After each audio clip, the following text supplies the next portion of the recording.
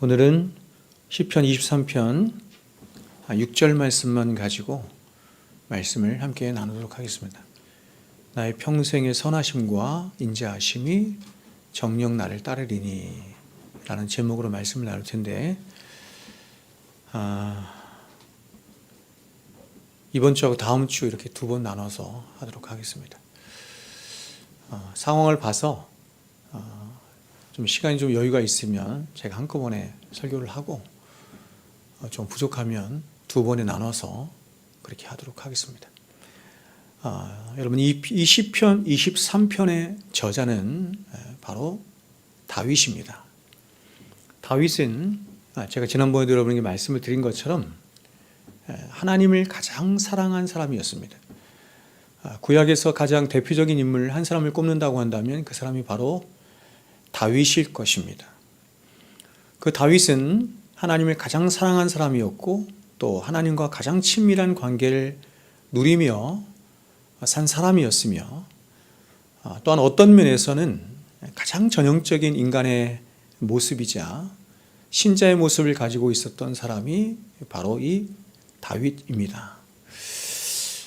성경은 다윗에 관해서 굉장히 장황하게 그의 일생과 또한 그가 하나님 앞에 고백한 믿음의 고백들과 또 여러 가지 사건들과 굉장히 장황하게 다윗에 관해서 우리들에게 보여주고 있는데, 성경이 이렇게 다윗에 관해서 장황하게 보여주는 중요한 이유 중에 하나는 뭐냐면, 다윗이 이렇게 전형적인 하나님 앞에서의 한 사람 혹은 한 성도로서 과연 어떻게 살았는가, 어떻게 그가 이 세상 온 우주 만물을 창조하신 창조주 하나님을 만나서 그 하나님과 관계하고 그 하나님을 사랑하며 그 하나님과의 이 사랑의 관계 가운데, 그래서 은혜가 부음받은, 하나님의 사랑이 부음받은 다윗의 일생이 과연 어떠한 것인가, 그의 일생의 고백을 통해서 하나님을 이렇게 토해내는 것이죠. 하나님이 어떠하심들을 토해내는 것인데, 그런 믿음의 고백이 어떠한가 하는 것을 다윗을 통해서 가장 생생하게 보여준다, 이렇게 말씀을 드릴 수가 있죠. 그래서 우리는 어떤 면에서는 다윗의 일생을 통해서 우리의 일생도 함께 보는 것입니다. 그래서 이렇게 일평생 하나님을 가장 가까이서 배웠고 또 알았으며 또 누리고 산 사람으로, 그는 자신의 평생에 하나님을 향한 가장 엑기스와도 같은 신앙의 고백을, 그가 남긴 수많은 시편들이죠. 대략 한 86편 정도 이렇게 되는데, 그 수많은 시편의 고백들을 통해서 그렇게 하나님 앞에 그 믿음의 고백을 이렇게 합니다. 특별히 그 중에서도 우리가 지금 함께 살펴보고 있는 이 시편 23편은 그의 신앙 고백의 가장 정수와도 같은 그런 신앙 고백이다, 이렇게 말씀을 드릴 수 있습니다. 따라서 이 시편 23편 안에 어떤 면에서 보면 다윗의 인생 전체가 다 녹아있다, 이렇게 해도 과언이 아니라고 할 수 있습니다.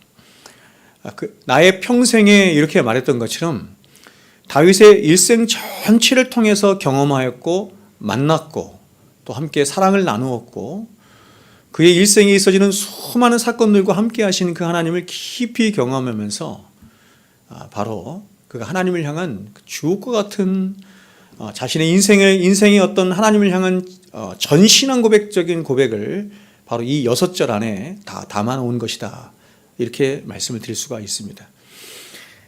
다윗은 자신의 모든 인생의 순간마다 하나님께서 베풀어 주신 그 놀라우신 은혜들을 이제 시편 23편을 통해서 그렇게 고백하고 있는데, 가장 먼저 그가 고백하는 것은 바로 하나님은 자신의 선한 목자다, 이렇게 말을 하는 것입니다.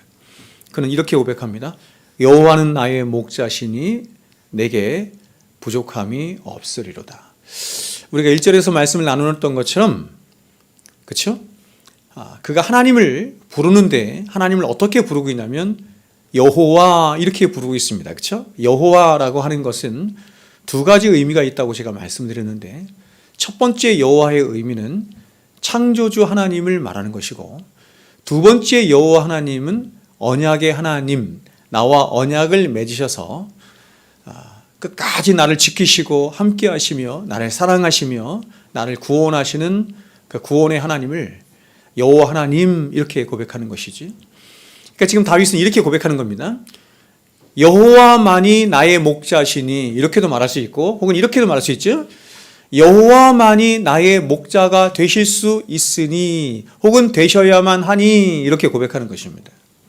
그래서 그 여호와 하나님이 자신의 목자가 되시기에 그는 내게는 어떤 부족함도 없습니다. 이렇게 고백을 하는 것이죠. 그래서 그는 이어서 선한 목자이신 하나님이 자신의 모든 삶의 여정에서 베풀어 주시고 함께 하신 수많은 은총들을 그가 노래하는데 가장 먼저 그는 자신의 인생의 모든 필요들을 다 채워주신 하나님을 노래합니다. 그것이 2절이죠. 2절에서 이렇게 말합니다. 그가 나를 푸른 풀밭에 누이시며 쉴 만한 물가로 인도하시는도다. 이렇게 말합니다. 우리가 시편 77편 같은 데서 보는 것처럼 하나님께서 당신의 백성들을 다루어 가시고 당신의 백성들을 성화의 삶으로 이끌어 가실 때 하나님께서 사용하시는 양손의 법칙이 있다 이렇게 말하죠. 양손의 법칙. 그래서 오른손으로는 이렇게 2절에 있는 말씀처럼 하나님께서 좋은 것을 주시고 형통함을 주시고 또 우리가 흔히 말하는 어떤 복도 주셔서 우리에게 우리의 영혼을 만족해 하시고 우리로 하여금 하나님을 향한 기쁨과 즐거움을 갖도록 하시기도 하시죠. 그러나 하나님은 오른손만 사용하시는 것이 아니라 왼손도 사용하셔서 왼손으로는 때로는 고통도 주시고 어려운 길도 걷게 하시고 그렇죠? 뒤에 나오는 말씀처럼 사망의 음침한 골짜기를 지나는 것 같은 때에도 갖게 하셔서 그 모든 일들을 통해서 합력하여 선을 이루어 가시는 하나님이시다 이렇게 말하는 것입니다. 근데 다윗은 그런 하나님의 모든 손길 중에서 특별히 하나님의 오른손의 법칙을 지금 말하는 것입니다. 그가 나를 푸른 풀밭에 누이시며 쉴만한 물가로 인도하시는도다. 여러분 제가 여러분에게 말씀을 드린 것처럼 이 다윗의 고백은 사실은 양이 누구인지를 양이 어떤 존재인지를 아는 사람이라고 한다면 이런 고백을 할 수 있는 게 아니에요. 그러니까 여러분 이렇게 우리가 그가 나를 푸른 풀밭에 누이시며 쉴만한 물가로 인도하십니다 라고 할 때 이렇게 굉장히 목가적인 풍경이 이렇게 펼치지 않습니까? 근데 이런 풍경은 절대로 어느 곳에도 없는 풍경이다 이렇게 말씀을 드릴 수 있습니다. 그가 나를 푸른 풀밭에 누이시며 양은 누울 수 없거든요. 양은 누우면 죽는 거예요. 양이 누웠는데도 가만히 있는다? 이게 불가능한 얘기입니다. 양이 다리가 짧기 때문에 막 달리다가 걸려 넘어져서 콱 자빠지게 되면 양은 스스로 일어날 수 없기 때문에 이제 목자들이 가면서 그 양을 이렇게 일으켜주는 역할을 하는 것이 목자가 하는 일입니다. 그러니까 양이 누워있는 것은 상상할 수가 없는 일이고 양이 누워있는데 목자가 없다. 그럼 양은 거기서 죽을 수밖에 없는 것이죠. 근데 얼마나 하나님이 자신의 안전한 목자가 되시는지 자신의 영혼을 감찰하시는 목자가 되시는지 그는 그가 나를 푸른 풀밭에 누이신다. 있을 수 없는 일을 그가 이렇게 고백하고 있는 것이다. 이렇게 말할 수 있습니다. 이어서 다윗은 자신의 영혼을 날마다 소송시켜 주신 하나님을 노래하며 이어서 하나님 당신의 이름의 영광을 위하여 자신을 의의 길로 인도해 주신 하나님의 크신 은총을 노래합니다. 이 말씀은 굉장한 많은 비밀들이 있죠. 자신의 영혼을 날마다 소송시켜 주신 하나님이죠. 우리가 경험하다시피 내 영혼을 그렇죠? 내 영혼을 내가 어찌할 수가 없죠. 내 영혼을 어찌할 수 없죠. 하나님 나는 내가 성령 충만하기를 원하는데 그게 마음대로 되질 않습니다. 그렇죠? 항상 나는 말씀에 순종하는 하나님을 기뻐하는 삶을 살고 싶은데 그렇게 되지 않습니다. 로마에서 말하는 것처럼 우리가 다른 박질한다고 되는 것이 아닙니다. 모든 주권이 하나님께 있기 때문에 하나님이 주셔야 그 은혜도 받는 것이죠. 열심히 기도한다고 열심히 예배드린다고 해서 되는 것이 아니죠. 그런데 다윗은 이렇게 말합니다. 자신의 영을 내 영혼을 소생시키시고 이렇게 말합니다. 하나님은 가장 적절하게 다윗의 영혼을 날마다 소송시켜서 그를 의의 길로 인도하시는데 그 근거가 뭐냐 이렇게 말합니다. 자기 이름을 위하여입니다. 하나님은 당신의 이름의 영광을 딱 걸고 하나님이 세상에서 가장 소중하게 생각하시는 것이 바로 하나님 당신의 이름의 영광인데 그 이름의 영광을 딱 걸고 자기를 의의 길로 인도하신다. 이렇게 다윗이 말하는 것입니다. 저와 여러분의 구원이 절대로 흔들릴 수 없고 중도에 포기될 수 없고 실패될 수 없고 좌절될 수 없는 그 구원이 반드시 완성될 수밖에 없는 이유가 여기 있는 것입니다. 그렇죠? 너희 안에 착한 일을 시작하신 이가 예수 그리스도의 날까지 그것을 이루실 줄을 내가 확신한다. 이렇게 말하죠. 우리는 너무나 연약하기 때문에 너무 부패하기 때문에 믿음의 길 가다가 때로 넘어지고 실패하고 좌절하고 그렇게 할 때가 너무나 많죠. 생각해 보면 어떻게 내가 이 믿음을 지키나 할 때가 너무나 많은데 너무나 놀랍게도 하나님은 내 영혼을 소생시키시며 자기 이름을 위하여 우리를 반드시 의의 길로 인도하시지요. 그래서 이 믿음이 내 것이 아니고 하나님의 것이구나라고 하는 것을 또 생각하는 것이죠. 이 믿음이 내 것이었다고 한다면, 내가 믿는 것이었다고 한다면, 나의 의지로, 나의 힘으로, 나의 공로나 자격으로 믿는 것이었다고 한다면, 그렇죠? 하루에도 12번씩 실패했을 것입니다. 근데 하나님은 실패하지 않으시죠. 왜냐하면 우리에게 주신 그 믿음이 하나님이 주신 믿음이요, 믿음으로 말미암아 믿음에 이르게 한 믿음이기 때문이죠. 하나님의 그 믿음으로 말미암아 우리에게 주어진 그 믿음이기 때문에 그렇습니다. 그리고 그는 사망의 음침한 골짜기와 같은 인생의 수많은 위기들 가운데에도 이번엔 자신을 지켜주시고 보호해주시며 위로해주신 하나님을 노래했으며 또한 자신을 대적하는 원수들의 목전에서조차 구원을 베풀어 주시고 상을 차려주신 하나님의 놀라운 은혜 또한 노래했습니다. 이것에 대해서 우리가 지난 시간에 자세하게 살펴봤죠. 이렇게 말합니다. 내가 사망의 음침한 골짜기로 다닐지라도 해를 두려워하지 않을 것은 주께서 나와 함께 하심이라. 관건이 뭐냐면 하나님이 함께 하시냐 함께 하시지 않느냐 하는 것입니다. 하나님이 함께 하시면 사망의 음침한 골짜기도 반드시 시간이 지남에 따라서 푸른 풀밭으로 맑은 물가로 반드시 바뀌게 될 것입니다. 그렇죠? 그러나 지금 내가 푸른 풀밭으로 맑은 물가로 지나간 것 같은 때라도 하나님이 계시지 않으면 어떻게 변할지 모르는 것이죠. 절대로 그것은 안전한 것이 아닌 것입니다. 주께서 나와 함께 하시죠. 주의 지팡이와 막대기가 나를 안위하시죠. 나를 보호하시죠. 주께서 내 원수의 목전에서 내게 상을 차려주시고, 우리가 지난 시간에 봤습니다. 주께서 내 원수의 목전에서 내게 상을 차려주시고 밥상을 차려주신다 이런 얘기죠. 기름으로 내 머리에 부으셨으니 내 잔이 넘치나이다. 하나님의 은혜가 얼마나 나에게 충만한지, 부족함이 없는지 내 잔이 넘칩니다. 이렇게 고백한 것입니다. 그래서 그는 결국 이런 자신의 모든 삶 가운데 그분의 선하심과 인자하심이 늘 자신을 추적하고 있다는 사실을 깨달음으로 그러한 말할 수 없는 하나님의 은혜에 대해서 내 잔이 넘칩니다. 이렇게 고백하는 것입니다. 근데 여러분, 이제 이렇게 놀라운 하나님의 은혜를 알고 경험하고 누린 시인이 이제 마지막으로 무엇을 결심했는지 6절을 한번 보십시오. 그는 이렇게 말하고 있습니다. 나의 평생의 선하심과 인자하심이 정녕 나를 따르리니 내가 여호와의 집에 영원히 거할 것입니다. 이렇게 말하는 것입니다. 이제 시인은 1절부터 5절까지의 영적인 순례를 다 마치고 마지막으로 인생을 어떻게 살아갈 것인지에 대한 분명한 고백 속에서 이 시를 마무리하고 있는 것입니다. 이 6절은 두 개의 문장으로 되어 있는데요. 첫 번째 문장은 이것입니다. 나의 평생의 선하심과 인자하심이 반드시 나를 따르리니. 두 번째 문장은 내가 여호와의 집에 영원히 살 것입니다 하는 것입니다.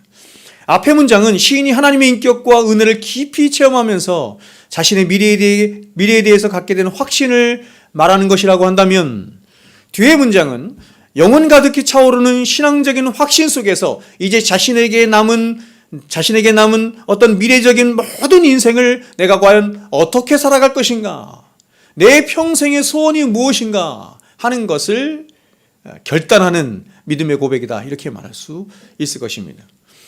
우리는 먼저 나의 평생의 선하심과 인자하심이 정녕 나를 따르리니 하는 이 시인의 고백 속에서 가장 먼저 우리는 뭘 깨닫게 되냐면 모든 인간이 가진 근본적인 실존의 문제에 대해서 깨닫게 됩니다. 모든 인간이 가진 실존의 문제는 바로 인생의 염려와 근심과 두려움의 문제인데, 시인이 바로 이 인간의 실존의 문제를 어떻게 극복했고 어떻게 해결했는지, 그래서 결국 어떻게 이렇게 위대한 고백을 하게 되었는지 이 한 절의 말씀 속에서 우리는 깨닫게 되는 것입니다.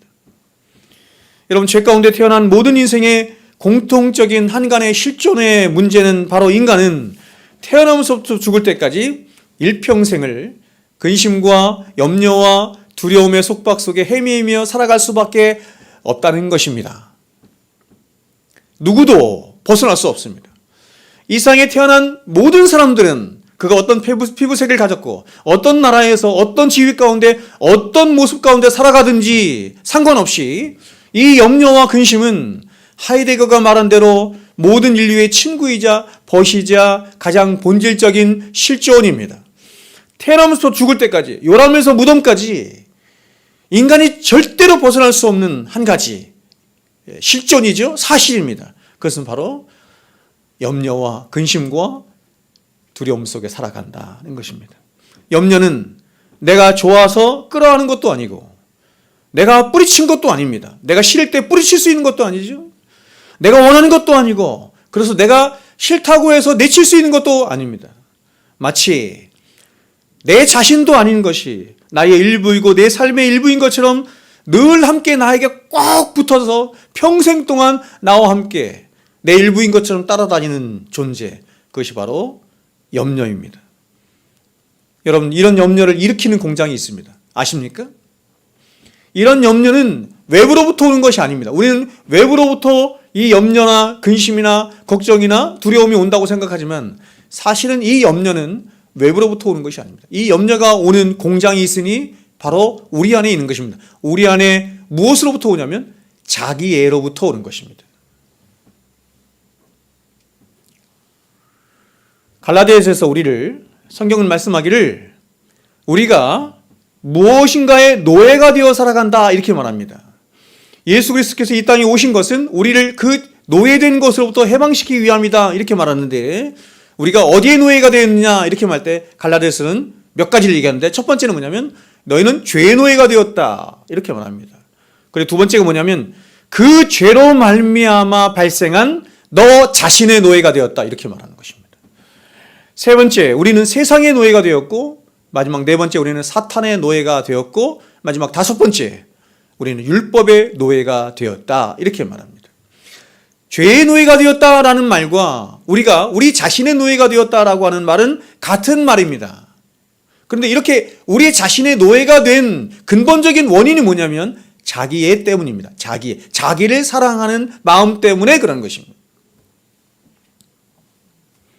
제가 여러분에게 늘 말씀드린 것처럼 하나님께서는 인간을 창조하실 때 사랑하며 살도록 피조하셨습니다. 근데 그 사랑은 하나님을 사랑하는 것이고 옆으로는 이웃을 사랑하며 살아가도록 피조하셨는데 그런 인간이 그 하나님을 떠나서 이제 그 사랑하는 대상을 바꿔버린 것입니다. 누구에게로요? 자기에게로 바꾼 것입니다. 그래서 자기만 사랑하는 것이죠. 태어나서부터 죽을 때까지 인간이 배우고 학습하고 끝까지 취하는 것이 뭐냐면 자기애입니다. 자기만 사랑하는 것입니다. 그래서 이렇게 자기애로부터 발생한 인간의 속박된 것이 뭐냐면 그것이 바로 염려이고 근심이고 걱정이고 두려움이다. 염려와 근심과 걱정이 어디에서 생겨나느냐? 자기애로부터, 빗나간 자기 사랑으로부터 거기서부터 생성이 된다 이렇게 말하는 것입니다. 이 자기에 대해서 그리고 근심과 염려에 대해서 제가 나중에 시리즈로 한번 설교를 좀 했으면 좋겠는데 그러면 이런 자기의 중단이 염려를 제거하는 처방이 되는 것이죠. 내가 어떻게 하면 염려에서 벗어날 수 있나? 내가 어떻게 하면 두려움에서 벗어날 수 있나? 라고 할 때 우리는 자기애에서 벗어나면 되는 것입니다. 자기애에서 벗어나는 것을 다른 말로 이렇게 말합니다. 자기 부정의 삶이다 이렇게 말합니다. 그러나 여러분 이것은 성경이 우리로 하여금 염려나 근심이나 걱정으로부터 벗어나게 하는 아주 소극적인 처방입니다. 소극적인 처방은 자기 부정한 것입니다. 적극적인 처방은 뭘까요? 적극적인 처방은 사랑하되 하나님을 사랑하는 것입니다. 하나님을 사랑하는 것입니다. 여러분, 우리가 하나님을 사랑하면 나도 함께 사랑할 수 있을까요? 여러분, 하나님을 사랑하면서 나도 사랑하는 것이 가능할까요? 성경은 그렇게 말씀하지 않습니다. 우리가 하나님을 사랑한다면, 진실로 사랑한다면 하나님을 사랑함 속에서 내 자아는 없어지는 것입니다. 나를 사랑하는 순간 우리는 이미 하나님을 사랑하는 것이 아닌 것이 되는 것입니다. 그러면 적극적인 것은 뭐냐면, 나를 부인하고 나를 부정하는 것도 있지만 가장 적극적인 것은 하나님을 사랑하면 자기를 부정하는 것은 자연스럽게 따라오는 것입니다. 그래서 요한일서에서 그렇게 말하는 거예요. 하나님을 사랑하면 사랑이 두려움을 내어 쫓느니라, 이렇게 말씀하는 것입니다. 여러분, 이러한 염려와 근심이 나쁜 것은, 이러한 염려와 근심이 사람으로 하여금 어떻게 합니까? 사람답게 살지 못하게 한다는 것입니다. 사람답게 살지 못하게 하고, 더 나아가서 인생의 근본이신 하나님과 교통하고 하나님을 의존하며 하나님을 사랑하고 하나님의 영광을 위하여 살지 못하도록 한다는 것입니다. 원래 하나님이 창조하신, 여러분, 사람은 바로 이렇게 창조하셨습니다. 이렇게 하나님과 교통하며 하나님을 의존하며 하나님을 사랑하며 하나님과 관계하며 하나님의 영광을 위하여 살도록 그렇게 창조하셨습니다. 그것이 하나님의 형상이 입힌 인간의 모습이었습니다. 근데 이렇게 살지 못하도록 하는 근본적인 죄의, 여러분, 죄의 현상이 뭐냐면 그것이 바로 염려와 근심이라는 것입니다. 다시 말해서 염려는 우리의 내면을 무질서하게 만드는 것입니다. 우리의 내면을 무질서하게 만들어서 우리 인간이 가져야 할, 우리 인간이 지켜야 할 우리 인간의 본분과 우리 인간의 가치를 잃어버리도록 하는 것이 바로 염려예요. 그래서 여러분, 아무리 구원받은 하나님의 자녀라 할지라도 그가 이런 삶과 미래에 대한 염려와 불안의 사슬로부터 자유롭지 못한 채 그는 혹시 신분적으로나 위치적으로는 하나님의 자녀라는 이름을 가질 수 있을지는 모르겠지만 실존의 삶에서는 절대로 하나님의 영광을 위하고 하나님의 나라를 구하는, 그리고 적극적으로 하나님을 사랑하며 살 수 있는 그런 영생의 삶은 살 수가 없는 것입니다. 그런데 오늘날 성도로 가는 사람들 가운데 많은 사람들이 이렇게 세상에 대한 근심과 염려를 하며 세상과 씨름하느라 자신의 인생을 하나님 앞에 드리는데 너무나 자주, 너무나 많은 실패를 거듭하고 있는 것입니다. 그래서 하나님을 믿는다고 하는 사람들조차도 젊어서는 새로운 인생 경험에 대한 여러 가지 호기심과 또한 시집가고 장가가는 일과 그리고 미래를 위해 준비하는 일로 거의 대부분의 시간을 하나님을 믿는다고 하면서 거의 많은 시간을 이런 것들에 다 보내는 것이고, 결혼을 한 후에도 벌어먹고 사는 일과 자녀 양육을 위하여 힘쓰고 근심하느라 인생의 그 황금 같은 30, 40대를 대부분 이것에 소진하며 사는 것입니다.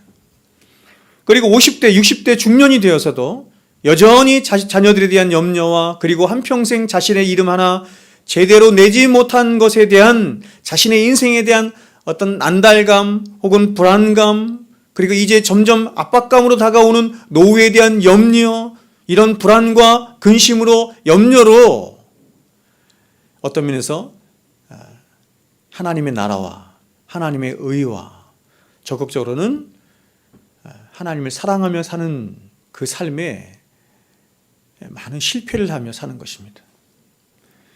여러분, 이렇게 많은 사람들이 성도라고 하는 이름을 가졌으면서도 하나님과 세상 사이를 일평생 오가고 망설이면서 여전히 떨쳐버릴 수 없는 그러한 끝없는 자신의 미래에 대한 염려와 두려움을 떨쳐버리지 못하면서도 자신 안에 있는 양심의 소리로 말미암아서 사람들은 내가 이렇게 살면 안 되는데 하는 끝없는 후회감 속에 거의 평생을 그렇게 보내는 거예요. 하나님과 세상 사이에서 이쪽으로 갔다가 이쪽으로 갔다가 이쪽으로 갔다가 또 이쪽으로 갔다가 평생을 그렇게 20대에도 30대에도 40대에도 50대에도 60대에도 70대에도 여러분, 근심을 안 하는 것이 아닙니다. 약간의 근심을 하면서 내가 이렇게 살면 안 되는데, 이렇게 살면 안 되는데, 20대에도 이렇게 살면 안 되는데, 40대에 가서도 또 그 고백, 60대 가서도 그 고백, 70대 가서도 그 고백, 그렇게 평생을 하다가 가는 것입니다. 무엇 때문에요? 근심과 염려와 두려움 때문에. 인생에 대한 근심과 염려와 두려움 때문에 20대에도 거기 사로잡혀서 40대에도 거기 사로잡혀서 60대에도 그것에 사로잡혀서 하나님이 우리 인생을 살게 하신 그 목적에 부합한 삶을 거의 살지 못하고 이러면 안 되는데, 양심은 있어서 말씀은 아는 것이 있어서 이러면 안 되는데 하면서 거의 그냥 그렇게 가는 거예요. 그렇게 사는 중에 어느 날 하늘로부터 이런 음성이 어느 날 갑자기 들려오는 것입니다. 이제 내 영혼을 도로 찾아가리라 하는 음성이 들려오는 거예요. 가장 대표적인 사람이 부자 청년 아닙니까? 부자 청년의 비유.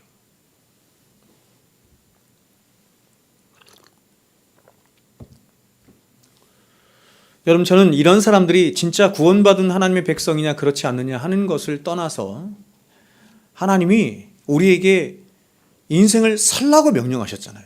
그리고 이 인생은 2번, 3번 사는 인생이 아니라 딱 한 번 사는 인생이잖아요. 이 딱 한 번 사는 인생을 정말 하나님께서 인생을 살라 하실 때 그 목적에 부합한 삶, 그렇죠? 그걸 영생의 삶이라고 하는데, 정말로 하나님을 의존하며 하나님을 사랑하며 적극적으로 하나님의 나라와 의를 구하며 살아가는 그런 삶 있잖아요.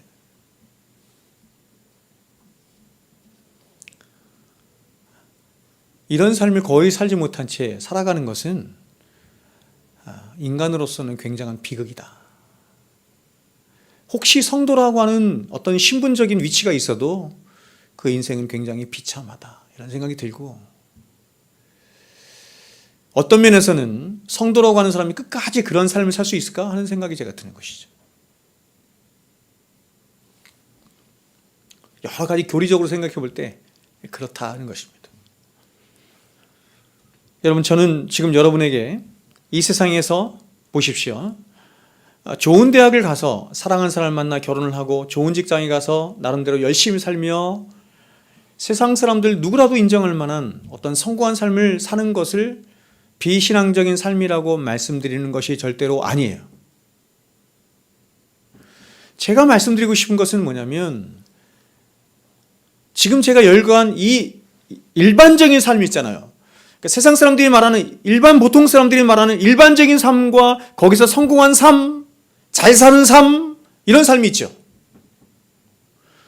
그렇죠? 어떤 윤리도덕적인 삶, 가정을 행복하게 하는 삶, 가정에, 그렇죠? 잘 꾸려서, 혹은 세상에 성공한 삶, 이런 삶이 있습니다. 누구나가 다 인정하는 삶, 혹은 많은 사람들에게 인정을 받고 존경을 받는 삶, 이런 사람도 있죠. 근데 거의 대부분의 사람들이 여기에만 몰두해서 산다는 것입니다. 하나님은 우리에게 그 정도의 인생을 살라고 인생을 맡겨주신 것이 아니거든요. 그 이상의 삶이 있는 것이에요. 그 이상에 있는 삶을 살아가도록 하나님께서는 이 광야 같은 인생을 우리에게 살도록 하신 것이죠. 이런 인생이 우리에게 전부이가 아니라는 것입니다. 이런 인생에서 우리가 찾고 구하고 이루어야 할 하나님이 목적하신 바가 있는 것입니다. 그러한 삶을 살아내야 하는 것이죠.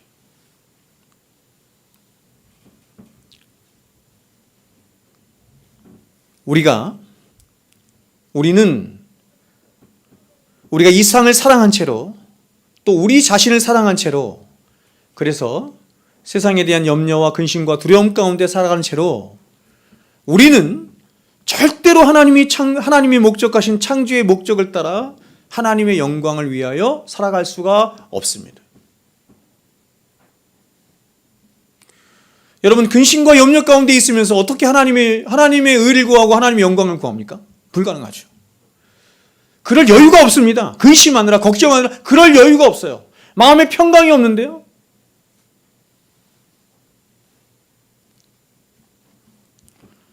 근데 오늘날 거의 많은 사람들은 성도라고 하는 이름을 가졌음에도 불구하고 자신의 인생과 앞날을 걱정하고 또 자신의 쾌락과 자기 사랑과 자기 자랑에 빠져 삶으로 거의 대부분 자신의 인생을 마치 하나님 없는 인생처럼 거의 세상 사람들과 방불한 삶을 그렇게 살아가고 있는 것입니다. 그렇다면 여러분, 세상 사람들은 차치하고 하나님 백성이라 불리는 저와 여러분조차도 왜 우리는 그토록 우리의 삶과 미래에 대해서 근심과 걱정과 염려를 끌어안고 사는 삶을 사는 것일까요? 성도가 갖는 염려에는 몇 가지가 있습니다. 아까 제가 말씀드린 것처럼 이것은 제가 지금 성도라고 그랬죠? 아까 제가 말씀을 드린 것은 뭐냐면 모든 인류가 가는 근본적인 원인이에요. 근본적인 원인은 자기애 때문입니다. 근데 성도임에도 불구하고 자기를 부인하는 삶을 살아가는 자임에도 불구하고 여전히 하나님을 모시고 예수 그리스도를 모시고 살아가는 성도임에도 불구하고 여전히 근심과 염려 가운데 살아가는 이유가 무엇일까요? 오늘 본문을 통해서 우리가 배울 수 있는 한 가지가 있는데 그 가장 근본적인 이유는 이것입니다. 바로 목자 되신 하나님에 대한 현재적인 체험의 결핍 때문이다 이것입니다. 즉 머리로는 하나님이 나의 하나님이시고 나의 목자가 되신다는 사실을 우리는 이렇게 사상적으로는 믿고 인정하면서도 우리의 구체적인 우리의 인격과 삶에서는 우리의 목자 되신 목자장 되신 예수 그리스도 그분이 우리의 목자 참 목자로서 인정이 되지 않거나 혹은 그분의 목자 되심이 잘 체험이 되거나 경험되지 않으므로 세상 사람들과 방불한 삶을 살아가는데 어떤 삶을 살아요? 염려와 근심과 두려움으로 가득한 삶을 살아간다 이렇게 말하는 것입니다. 따라서 우리는 여기서 한 가지 크게 깨닫는 것이 있으니 그것은 우리의 미래에 대한 염려와 두려움이 미래의 문제 때문에 오는 것이 아니라는 것입니다. 미래에 대한 염려와 두려움은 미래의 문제 때문에 오는 것이 아니라 사실은 현재적인 삶 속에서 내가 하나님과의 관계에서 누리는 관계적인 결핍, 특별히 그분을 나의 진정한 목자로 모시고 살지 못하는 그 관계의 결핍에서 염려와 두려움이 온다는 것입니다. 미래는 아직 오지 않았습니다. 미래는 아직 오지도 않았죠? 근데 이것을 이미 걱정하고 있어요. 이미 근심하고 있어요. 그러니까 뭔가 지금 내 안에서 작동하고 있는 거예요. 뭔가 결여됐기 때문에, 뭔가의 결핍이 있기 때문에 그런 것이죠. 그것이 바로 하나님과의 관계의 결핍이라는 것입니다. 여러분 지금 이 시를 쓰고 있는 다윗을 한번 보십시오. 그는 아직 인생을 다 살지 않았습니다. 그의 앞에 펼쳐져 있는 미래는 그가 아직 가보지 않은 미지 땅입니다. 그러나 그럼에도 불구하고 그는 마치 자신의 인생의 앞길이 분명하고 환하게 보이는 그런 사람처럼 확신 가운데 살아가고 있습니다. 확신 있게 말하고 있습니다. 자신의 앞으로 인생이 어떻게 될 것처럼 확신 있게 말하고 있습니다. 그리고 그는 확신하여 말하기를 자신의 앞길에는 염려와 두려움은 없고 오직 이렇게 말하죠. 하나님의 선하심과 인자하심만이 예비되어 있을 뿐이다 이렇게 말합니다. 여러분 지금 이 다윗의 고백을 한번 잘 보십시오. 지금 이 다윗의 고백은 나의 앞날엔 사망의 음침한 골짜기는 없을 것이고 잔잔한 물가와 푸른 초장의 그런 길만이 꽃길만이 예비되어 있을 것이다 라고 하는 어떤 긍정적인 확신이나 그런 긍정적인 상상을 하고 있는 것이 절대로 아닙니다.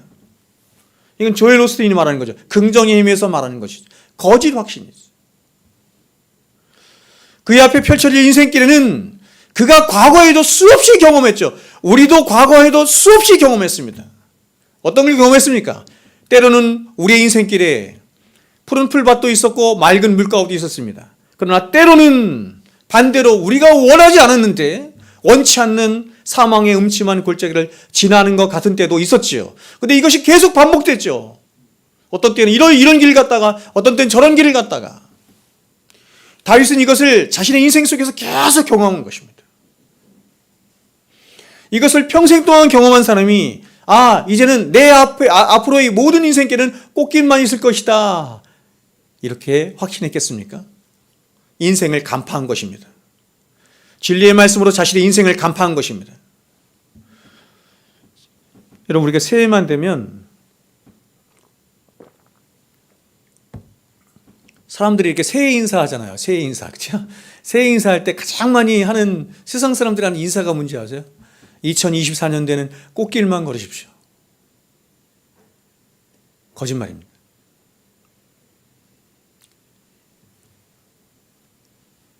절대적인 거짓말입니다. 우리는 얼마나 많이 이것들을 경험했는지 모릅니다. 지금 다윗이 지금 고백하고 있는 것처럼. 우리의 인생은 항상 이렇게 굴곡진 삶이었습니다. 그렇죠? 굴곡진 삶이었어요. 좋을 때도 있었지만 거친 길도 갈 때도 있었고, 그렇죠? 잔잔한 물가를 지나는 것 같은 때도 있으면 폭풍이 몰아치는 것 같은 때도 있었지. 한 번도 우리가 그런 길을 원하지 않았는데,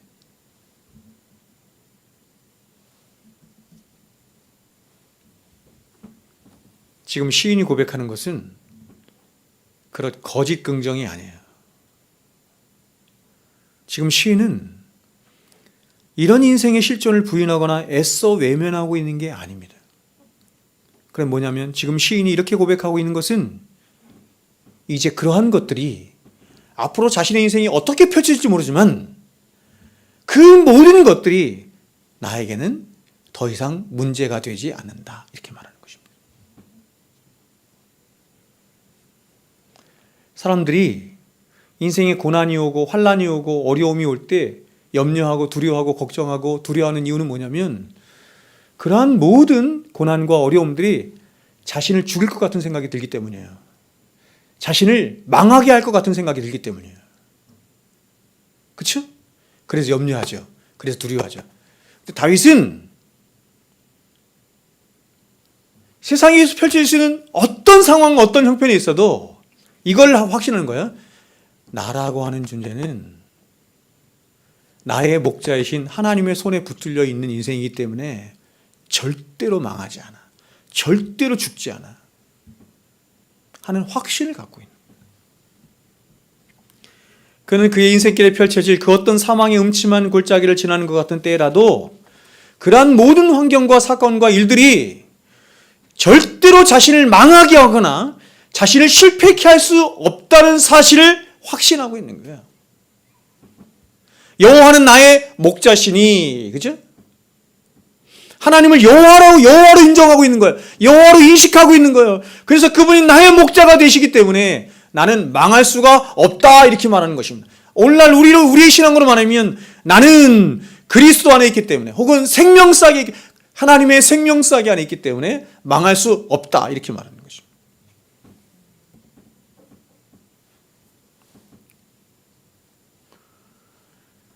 시인은 지금 나의 평생의 선하심과 인자하심이 정녕 나를 따르리니 하는 이 고백처럼 바로 자신의 평생의 삶을 완전하신 하나님의 선하심과 그분의 인자하심, 그렇죠? 선하심과, 그렇죠? 터부, 인자하심. 여러분, 인자가 뭡니까, 여러분?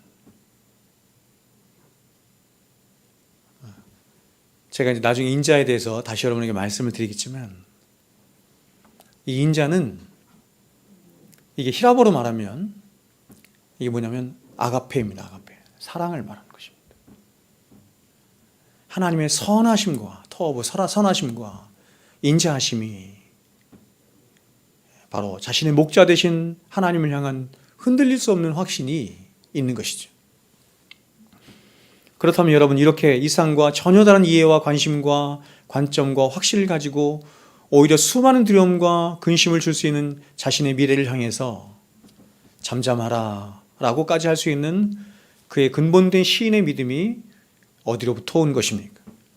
우리는 이 비밀을 오늘 시인이 나의 평생에 라고 힘주어 말하고 있는 그 고백을 통해서 해답을 엿보는 것입니다.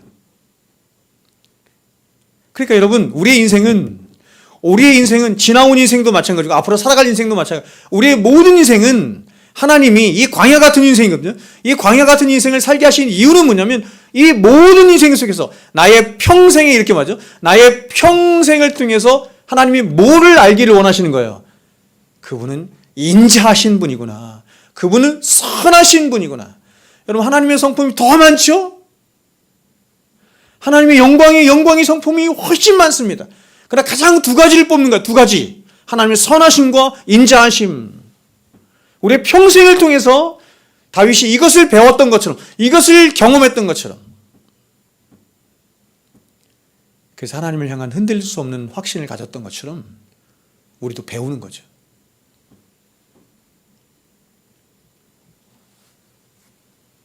다윗은 자신의 미래에 대한 확신이 기분의 문제가 아니었던 것입니다. 또 무엇인가 좋은 일이 있을 것이라고 생각하는 어떤 감상적이고 긍정적인 생각이나 예감에서 온 것도 아니에요. 이건 긍정의 셈이 임해서 말하는 것. 시인은 바로 지난 자신이 살아온 모든 날 동안 하나님이 자신의 인생의 목자가 되셔서 자신을 선하게 인도하셨음을 깊이 체험한 것입니다. 그것을 뼛속 깊이 자신의 지식으로 삼은 거예요. 이게 진짜 지식이거든요. 체득된 지식. 그리고 그분의 인도하심에는 어떤 후회나 부족함도 없는 완전한 인도하심이었다는 사실을 그는 깊이 깨달은 것입니다. 여러분, 우리가 인생을 살아가면서 그렇게 하지 않습니까? 나는 20대에 이렇게 됐으면 좋겠고, 이것을 이뤘으면 좋겠고, 또 30대는 이것을 이뤘으면 좋겠고, 이런 인생을 살았으면 좋겠고, 어느 정도 사회적인 덕망이나 사람들로부터 어떤 칭찬이나 박수나 존경이나 사회적인 위치나 이 정도 됐으면 좋겠고, 이런 것을 꿈꾸며 가지 않습니까? 여러분, 제가 지금까지 살아오면서 제가 이제 50대 중반이 됐는데 한 번도 제가 원하는 삶을 살아본 적이 없습니다. 한 번도. 저도 10대, 20대에 꿈이 많은 청년이었습니다. 굉장히 적극적인 청년이었습니다. 뭔가 저희 인생의 앞길에 뭔가 대단한 것이 있을 것이라고 생각하고 많은 어떤 소망을 가지고 꿈을 가지고 달려왔지만 제 뜻대로 된 적이 한 번도 없어요. 한 번도 없습니다. 예수님께서 베드로에게 말씀하신 것처럼 네가 젊어서는 네가 원하는 대로 다녔거니와 늙어서는 네가 띠띠우고 남이 네가 원치 않은 곳으로 데려가리라 하셨던 것처럼 제가 원하는 곳이 아닌, 제가 원하는 삶이 아닌 전혀 다른 삶을 살게 하셨고 전혀 다른 곳으로 날마다 하나님께서 띠를 띠고 이끌어 가셨어요. 그럼에도 불구하고 제 인생을 이렇게 쭉 추적하여 돌아보면 그 걸음마다 자옥마다 저는 저의 뜻과 저의 계획과 저의 생각과 저의 욕망과 이것대로 계속해서 달려왔지만 그 걸음마다 자옥마다 하나님께서는 은혜로 덮으시고 갚으시고 가리시고 그런 저를 사랑하시며 여기까지 인도해 오셨는데 그의 삶을 보니 어떠한 후회나 부족함도 없는 완전한 하나님의 인도하심이었다는 것입니다. 생각을 해야 되는 거예요. 그런데 시인은 바로 이런 모든 사실들을 바로 하나님의 인격과 성품 안에서 경험했던 것입니다. 즉 시인은 자신의 인생길에 하나님 그분의 긍휼하심과 인자하심과 선하심과 진실하심을 늘 풍성히 경험하고 누리는 삶을 산 것입니다.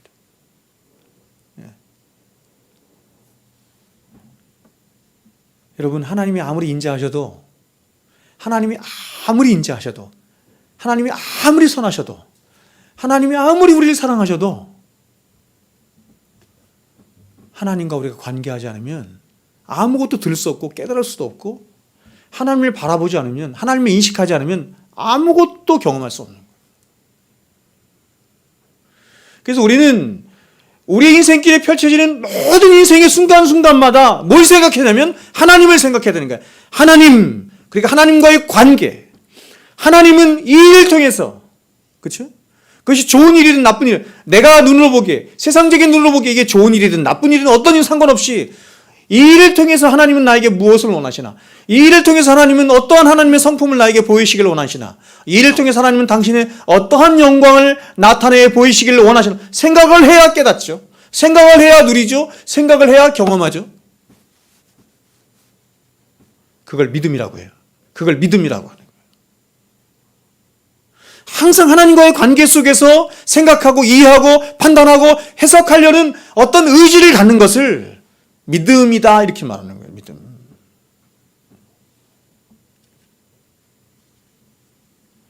그러면 결국 미래에 대한 모든 불안과 그리고 그로 인한 현재의 모든 건강한 삶은 바로 하나님이 어떤 분이신지 경험하지 못한 채 살아가는 빈약한 영적인 삶에서 비롯된 것이다. 이렇게 말씀을 드릴 수가 있습니다. 그러므로 여러분, 우리는 기억해야 하는 것입니다. 그것은 저와 여러분의 모든 곤고함의 문제는 이 세상의 다른 어떤 것의 결핍이나 문제들 때문에 오는 것이 아니라, 사람들은 자꾸 말하잖아요. 돈이 없기 때문에 그래요.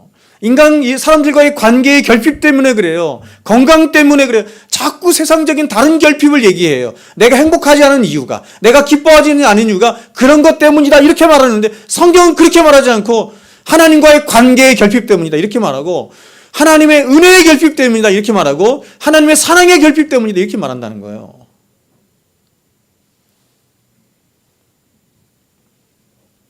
바로 우리의 인생과 생명의 주인이시야 주관자가 되시며 목자 되신 그 하나님에 대한 참다운 지식의 결핍으로부터 우리의 모든 인생의 아픔과 고통과 결핍은 다 오는 것입니다. 그래서 여러분, 제가 어저께 성경 복시에도 말씀을 드렸던 것처럼 하나님을 아는 지식이 최고인 거예요.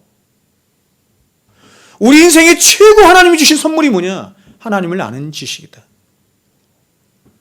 그래서 호세아 선지자가 망해가는 이스라엘 백성들, 왜 인간들이 망하는 줄 아세요?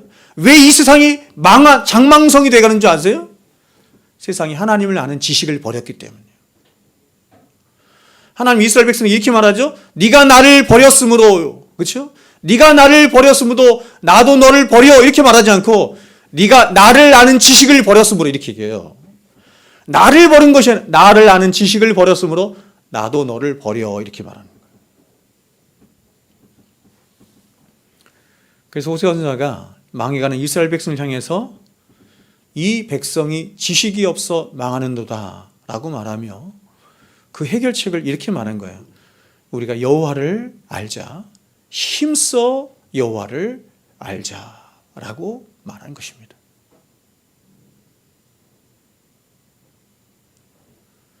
그럼 우리 여러분, 제가 여러분에게 말씀을 드렸죠. 모든 인생에게 최고의 영광, 우리가 이 땅을 살아가면서 이 광야 같은 인생길을 살아가면서 우리가 가질 수 있는 최고의 영광스러움, 최고의 복이 뭐냐면 하나님의 영광을 보는 거예요. 하나님의 영광을 보는 거예요. 하나님의 어떠하심을 우리의 전격을 통해서 보고 알고 체험하고 경험하는 거거든요.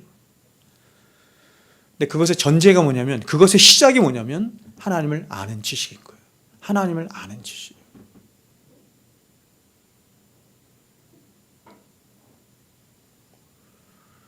예배를 영과 진리로 드립니다. 나중에 제가 예배에 대해서 장황하게 말씀을 드리는데, 영과 진리로 드려요.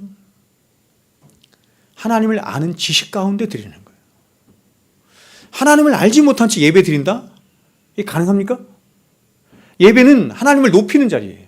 하나님을 찬양하는 자리예요. 그렇죠? 하나님의 하나님 되심에 대해서 그 하나님께 그것을 인정해 드리는 거예요. 그래서 찬양하고 예배하고 경배하고 높여드리는 자리예요. 하나님이 누구인지를 몰라. 하나님이 어떤 분인지를 몰라요. 지식이 없어. 어떻게 예배드려요, 여러분? 그 예배가 영광스럽겠어요? 마찬가지로 우리가 어저께 나눴던 것처럼 기도를 하는데 하나님과 기도를 하는 거거든요. 하나님 앞에서 하나님을 향하여 기도를 하는데 하나님이 어떤 분인지를 몰라. 기도가 되겠습니까? 그냥 옹알이 하는 거죠. 여러분, 우리 아기를 키워보면 알지 않습니까? 1살짜리, 2살짜리, 5살짜리, 7살짜리, 10살짜리, 20살짜리 자녀가 있다. 뭐가 다르죠? 여러분, 관계하는 게 기도죠. 하나님과 우리가 관계하는 게 기도예요. 1살짜리, 2살짜리는 엄마 아빠도 잘 못해. 그냥 옹알이 하는 거야. 응애 응애 옹알이 하는 거야. 겨우 해야 엄마 엄마 이거예요. 5살, 10살이 되면 이제 대화하기 시작합니다. 엄마 나 이것도 주세요. 저것도 주세요. 모두 해주세요. 엄마 사랑해요. 아빠 사랑해요. 그렇죠? 아이가 이렇게 이제 우리 예랑이만큼 자라면 20살이 넘고 20몇 살이 되고 30대가 되면 부모하고 이제 보십시오. 인생에 대해서 얘기할 수 있어요.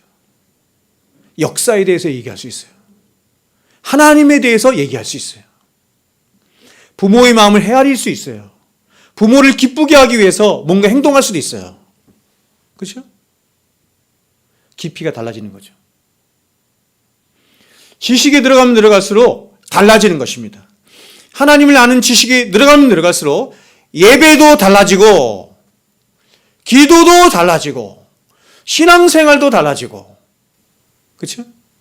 모든 삶이 다 달라지는 거예요. 기본이 뭡니까? 하나님을 아는 지식입니다.